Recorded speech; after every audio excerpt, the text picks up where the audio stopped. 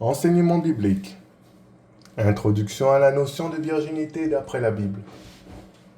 Séance numéro 16. Les femmes sont plus détruites. Dans cet enseignement sur l'introduction à la virginité, on a parlé donc du fait des dangers de la fornication, l'honneur de la virginité. Un gros accent a été mis avec notamment les femmes, bien que nous avons également parlé un peu, rassurez-vous, les garçons, on a parlé de vous aussi, surtout en ce qui concerne les dangers ou surtout la virginité mentale. Mais ce qu'il faut savoir, c'est que pourquoi est-ce qu'on insiste beaucoup sur la virginité et pourquoi on parle beaucoup des filles, c'est que eh bien, c'est les filles, malheureusement, qui, lors de relations en dehors du mariage, vont subir le plus de conséquences et qui vont donc être, en conséquence, plus détruites, que ce soit physiquement, mais aussi à l'intérieur, spirituellement. Et c'est ce que nous allons voir tout de suite dans le livre de Éphésiens, Éphésiens chapitre 5, et à partir du verset 22, « Femmes, soyez soumises à vos maris, comme au Seigneur, car le mari est le chef de la femme, comme Christ est le chef de l'Église, qui est son corps, et dont il est le sauveur. Or, de même que l'Église est soumise à Christ, les femmes aussi doivent l'être à leur mari en toutes choses. Marie, aimez vos femmes, comme Christ a aimé l'Église, et s'est livré lui-même pour elle, afin de la sanctifier par la parole, après l'avoir purifiée par le baptême d'eau, afin de paraître devant lui cette Église glorieuse, sans tache, ni ride, ni rien de semblable, mais sainte et irrépréhensible. C'est ainsi que les maris doivent aimer leur femme comme leur propre corps. Celui qui aime sa femme s'aime lui-même. Donc ici, vous voyez la différence entre les deux. Bon, texte très connu, très répété. Voilà, mariage, séminaire de couple, très connu, tout ça, d'accord.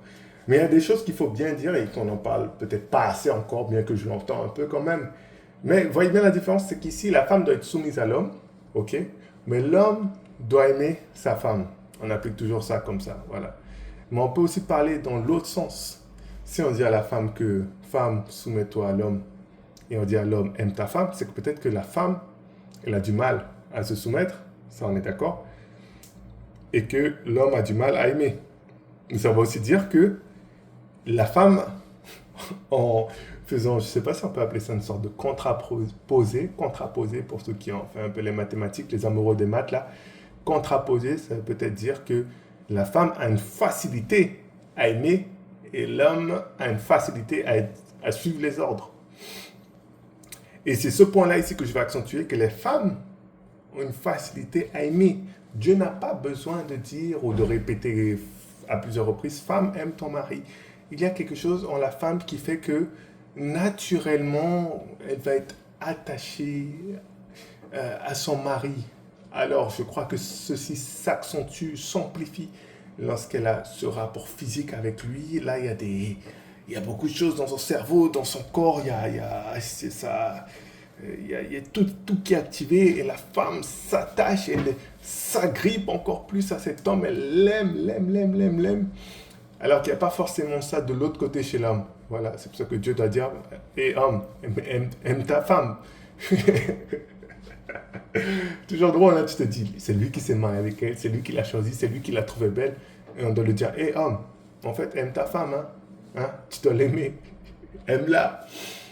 Mais la femme, c'est cette chose-là en elle qu'elle aime. Et c'est bien quand c'est dans le bon cadre. Parce qu'on sait dans le cadre du mariage, c'est super, si tu as une femme qui t'aime, elle va te cuisiner des bons repas, elle va prendre soin de toi, elle va te soigner, elle va t'aider, elle va laver, repasser tes linges, c'est super.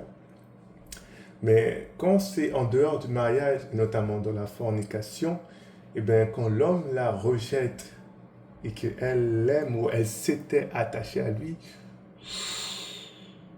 là ça devient terrible pour la femme parce qu'elle est complètement cassée. Alors que l'homme se relève sans trop de mal après avoir jeté sa semence, que ce soit dans un sachet ou dans autre chose, où on est directement, et il repart tranquille. Voilà, il a accompli sa mission, il repart tranquille. Mais la femme, si elle voit vraiment que finalement il n'est plus avec elle, ben elle reste tellement attachée, donc elle est tellement casser après comme ça. Et c'est ainsi, je vous dis, que j'ai pu parler à plusieurs, notamment des jeunes filles, probablement c'est quel âge, 22 ou 24 dans ces zones-là, qui lorsque tu les parles, tu dis mariage, tout ça. Ah non, ah non, non, non, non. Et plus tard, on continue à parler avec elles, ou dans la même discussion, tu comprends qu'en fait, ils avaient déjà un copain. Donc, bon, on peut supposer quand tu dis que tu as un copain, que tu l'as connu, que vous avez passé des bons moments ensemble. Vous avez passé des bons moments ensemble. Donc, le gars, il t'a bien connu, quoi. Il t'a bien utilisé. Et que, après ça, il a fini avec toi. Et ce qui se passe, c'est que la fille, probablement, elle a fait ça à 16 ans, 17 ans, 18 ans. Et la fille elle l'aimait, et le garçon lui a dit je vais te donner la lune, elle a dit d'accord, si tu réussis à me donner la lune, aucun homme n'a réussi à le faire avant toi, mais toi tu vas être l'homme qui va me le donner. Elle a dit d'accord. Après ils ont dit ok, ils sont allés, ils ont trouvé leur coin, que ce soit dans les toilettes, derrière la voiture, ou, ou dans un autre endroit encore. Elle a dit d'accord, allez tiens je te donne. Elle a donné son honneur, le plus grand don. Le garçon a dit ah c'est bon, moi j'ai accompli ma mission, bye bye. Et là la fille tellement détruite, cassée, tout ça, et tu les parles, maintenant c'est des filles, non, elle cherche son boulot, elle cherche sa vie, elle est indépendante maintenant, c'est fini, elle ne veut pas entendre ça, ça donne mal à la tête. Et pourquoi tu n'as pas écouté tout ce temps la voix de la sagesse, elle crie dans les rues, elle crie et tu n'écoutes pas. Après, comme tu disais, il y a une grande partie dont la responsabilité tombe sur ton père qui n'était pas là, oui. Mais toi aussi, dans cette petite partie aussi que tu aurais pu peut-être quand même t'aider, eh bien, tu n'as pas écouté. Tu n'as pas écouté. Après, tu peux dire, je ne savais pas, mais bon, écoute, moi, ces enseignements-là sont en ligne, c'est public, donc j'espère que d'autres filles l'entendront. Mais tu n'as pas écouté, et ça fait que beaucoup de filles, après, terminent comme cela, et je parle avec elles, et tu sens vraiment, non, maintenant, c'est vraiment, je veux ma vie, je veux truc, je veux ci, mais c'est des filles qui sont détruites, cassées. C'est ce qui arrive. Parce que la fille, comme disait ChatGPT, on avait entendu la dernière fois, quand la fille s'attache, le garçon se détache. C'est ce qui arrive malheureusement plusieurs fois. Ouvrons dans le livre de 1 Pierre chapitre 3, verset 1. Femmes, soyez de même soumises à vos maris, afin que si quelques-uns n'obéissent pas à la parole, ils soient gagnés sans parole par la conduite de leur femme, en voyant votre manière de vivre, chaste et réservée. Et non cette parure extérieure qui consiste dans les cheveux tressés, les ornements d'or ou les habits qu'on revêt, mais la parure intérieure est cachée dans le cœur, la pureté incorruptible d'un esprit doux et paisible qui est d'un grand prix devant Dieu.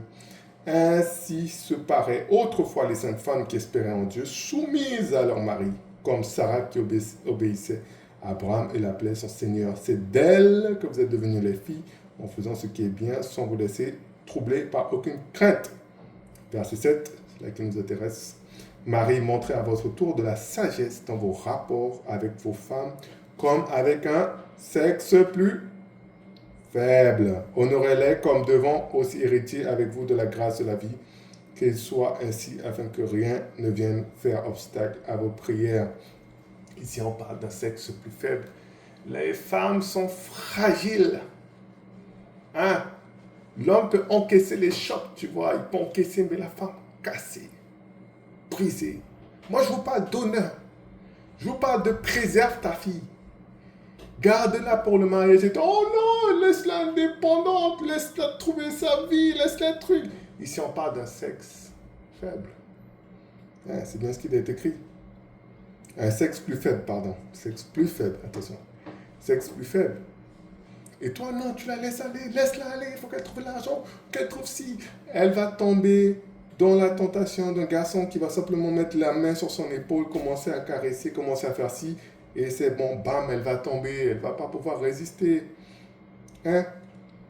Mon message, l'enseignement là, c'est pas pour vous dire les filles, hein, écoutez bien quand on vous parle, mais c'est pas pour vous dire que on veut vous prendre comme rien du tout, on vous dit va te marier comme ça parce qu'on veut te forcer, on veut pas ton bonheur, c'est au contraire, on veut te protéger, tu comprends? On veut te protéger parce qu'après quand tu fais la tête dure, tu vas terminer comme beaucoup, tu reviens à l'église, Mais tu es une femme cassée en fait. Tu es cassée, tu es détruite. Après, on prie pour une solution, mais on essaye. C'est pas facile. Et surtout que, bon, faut voir la vérité en face. La Bible ne donne pas explicitement de verset qu'est-ce qu'on fait avec une fille qui est déjà avec plusieurs garçons et qui a un enfant et qui est à l'église. Ben, à part de te remarier, si tu n'as pas encore été marié, c'est un peu ça. Mais après, comment t'es cassé, comment t'es truc, il n'y a pas de choses directes. Si ça ne le fait que, voilà, Jésus te console, Jésus te tout ça, ok. Mais il n'y a pas genre de solution directe à cela. C'est des fruits que tu vas malheureusement porter pour quelque temps. Tu peux toujours obtenir une solution, mais comme j'ai dit, tu te compliques beaucoup. Tu te compliques beaucoup. Ce qui arrive. Hein? Donc quand on vous parle de virginité, les filles, c'est qu'on vous honore. Moi, quand je parle de ça, c'est que je considère que tu as de la valeur. Quand je dis il faut payer la dot pour toi, c'est pas pour dire que tu es un animal ou que tu es quelque chose, tu es un objet qu'on doit te payer pour profiter de toi. C'est pour te dire que tu as de la valeur et que le garçon ne peut pas te prendre comme ça. Aujourd'hui, là, on me redemandait encore de l'argent, quoi. Il y a quelqu'un qui me redemandait de l'argent encore, tout ça. Et moi, j'ai bien dit, je dis encore aux gens que, écoutez, les filles, il faut se marier vierge, il faut se préserver, être vierge au mariage, et que trouver un garçon qui va pouvoir payer pour toi. Parce que tu as de la valeur. Donc, si tu as de la valeur, c'est pas à moi qu'il faut demander de l'argent, tu as tellement de valeur que les gens devront payer pour toi. Est-ce que tu vois ce que je veux dire? Donc ne tombez pas dans le piège du diable. Si tu veux pas me croire, tu ouvres les yeux dans l'église, tu vas voir que les femmes sont détruites. Pas toutes, heureusement, mais un bon nombre. Il y en a heureux que vous soyez là quand même. Mais ça aurait été combien plus simple pour vous si vous aviez écouté à la sagesse. C'est pour ça que je prends mon temps maintenant, je vous parle. J'espère que vous écoutez. Il y a un contre... comment on dit quand il y a un effet quand même positif qui sort de toutes ces choses, même si c'est négatif. Et oui, ce qu'il faut savoir avec Dieu, c'est que Dieu, même dans les mauvaises choses, sait faire sortir des bonnes choses. Une des bonnes choses qui arrive, on va le voir ici, on va le lire dans Luc chapitre 7. Allez, lisons un peu cette histoire-là. Je vais essayer de prendre juste une partie. C'est l'histoire, vous vous rappelez, quand... Bon, on va la lire quand même rapidement. Luc chapitre 7, verset 36. Un pharisien pria Jésus de manger avec lui. Jésus entra dans la maison du pharisien et se mit à table. Et voici une femme pécheresse qui se trouvait dans la ville, ayant su qu'il était à table dans la maison du pharisien, apporta un vase d'albâtre plein de parfums et se tint derrière aux pieds de Jésus. Elle pleurait et bientôt elle lui mouilla les pieds de ses larmes. Puis elle les essuya avec ses cheveux et les oignit et les baisa, et les oignit de parfum. Le pharisien qui l'avait invité, voyant cela, se dit en lui-même, si cet homme était prophète, il connaîtrait qui et de quelle espèce est la femme qui le touche. Il connaîtrait que c'est une pécheresse. Jésus prit la parole et lui dit, Simon, j'ai quelque chose à te dire. Maître, dit-il, répond. Maître, parle, répond-il, pardon. Un créancier avait 2 débiteurs. L'un devait 5 deniers, l'autre 50. Comme il n'avait pas de quoi payer, il leur remit à tous deux leur tête. Lequel l'aimera le plus? Simon répondit, celui, je pense, auquel il a remis le plus. Jésus lui dit, tu as bien jugé. Puis se tournant vers la femme, il dit à Simon, vois-tu cette femme? Je suis entré dans ta maison et tu ne m'as point donné d'eau pour laver mes pieds. Mais elle les a mouillés de ses larmes et les a essuyés avec ses cheveux. Tu ne m'as point donné de baiser, mais elle, depuis que je suis rentré, n'a point cessé de me baiser les pieds.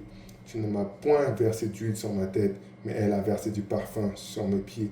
C'est pourquoi je te le dis, ses nombreux péchés ont été pardonnés, car elle a beaucoup aimé. Mais celui à qui on pardonne peu, aime peu. Et dit à la femme, tes péchés sont pardonnés. Ceux qui étaient à table avec lui se mirent à dire en eux-mêmes, qui est celui-ci qui pardonne même les péchés? Mais Jésus dit à la femme, ta foi t'a sauvé, va en paix.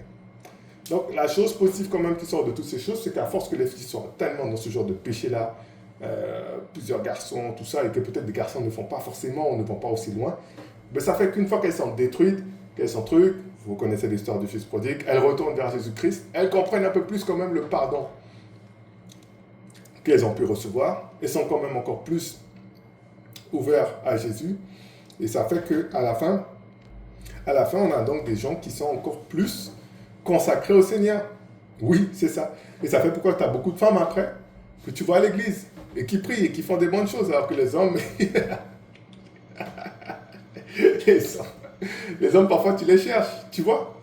Donc, tu vois, même avec ça, il y a quand même des bonnes choses qui ressortent. Il y a des femmes qui vont après plus servir le Seigneur. Alors, je n'ai pas pris le verset là sous la main, mais vous connaissez aussi le verset là qui dira que, dans Timothée, qui dira que, voilà, quand ils ont moins de 60 ans, les femmes qui sont pas veuves et qui ont moins de 60 ans, mais il faut qu'elles se marient, sinon elles tombent dans des désirs, tout ça, voilà. Mais si elles ont plus de 60 ans, tu vois, c'est que là, elles ont plus ce désir, elles ont plus ces trucs-là et qu'elles peuvent servir le Seigneur plus tranquillement, vous voyez. Et c'est intéressant de voir que c'est ce qui arrive un peu après, ici, dans Luc chapitre 2 aussi, on a un exemple un peu de ce type-là. Regardez Luc chapitre 2, au verset 36, il y avait aussi une prophétesse, Anne, fille de Phanuel de la tribu d'Azer. Elle était fort avancée en âge et elle avait vécu 7 ans avec son mari depuis sa virginité. Restée veuve et âgée de 84 ans, elle ne quittait pas le temple et elle servait Dieu nuit et jour dans le jeûne et dans la prière. Étant survenue, elle aussi, à cette même heure, elle louait Dieu et elle parlait de Jésus à tous ceux qui attendaient la délivrance de Jérusalem. Donc ici, il y avait une femme, cette femme-là, déjà avancée en âge, femme qui prie, une femme qui quitte pas le temple. Et attends, c'est même écrit nuit et jour dans le jeûne, hein, jeûne et la prière. Vous n'avez pas remarqué ça dans l'église, que ceux qui prient beaucoup, c'est des femmes aussi? Donc ça fait aussi que de l'autre côté, suite à ce genre de destruction-là, les filles finalement s'ouvrent et se donnent beaucoup plus au Seigneur. Et on a après une femme comme ça qui est capable donc de parler, voilà, de Jésus, de parler de la délivrance alors que c'est encore un bébé et que même les gens qui sont censés bien connaître la loi ne voyaient rien par rapport à qu'en fait c'était Jésus, c'était le roi des rois qui était né. Ça, ils n'étaient pas trop au courant, mais elle était sensible déjà à ces choses-là. Vous voyez ce qui se passe? Donc même dans les mauvaises choses, les bonnes choses en ressortent. Confirmez encore par 1 Corinthiens chapitre 7 au verset 32. Or, je voudrais que vous fussiez sans inquiétude. Celui qui n'est pas marié s'inquiète des choses du Seigneur, des moyens de plaire au Seigneur, et celui qui est marié s'inquiète des choses du monde, des moyens de plaire à sa femme. Il y a de même une différence entre la femme et la vierge. Celle qui n'est pas mariée s'inquiète des choses du Seigneur, afin d'être sainte de corps et d'esprit, et celle qui est mariée s'inquiète des choses du monde, des moyens de plaire à son mari. Je dis cela dans votre intérêt, ce n'est pas pour vous prendre au piège, c'est pour vous porter à ce qui est bienséant et propre, à vous attacher au Seigneur sans distraction. Donc les femmes là souvent qui passent par ces choses difficiles, qui veulent plus d'hommes, tout ça, finalement se consacrent vraiment au Seigneur et s'inquiètent des choses du Seigneur, comment plaire au Seigneur. Et ça, parfois, tu as vraiment des femmes qui prient vraiment et ça avance bien aussi. Et ça montre aussi qu'on peut aussi puiser, vous voyez, comme je parlais, dans la grâce de Dieu. Si tu puises dans la grâce de Dieu, tu vas faire encore sortir beaucoup plus de choses. Donc vous voyez comment c'est intéressant de voir comment toutes ces choses sont reliées, comment Dieu peut quand même utiliser encore, même si tu as fait des mauvaises choses, comment finalement... tout ça pour dire, bref, la parole de Dieu est magnifique. Vous voyez comment je navigue d'un point à l'autre, on ressaute, on ressort, des trucs que tu n'aurais pas pensé. Et que Dieu soit glorifié en tout cas pour tout.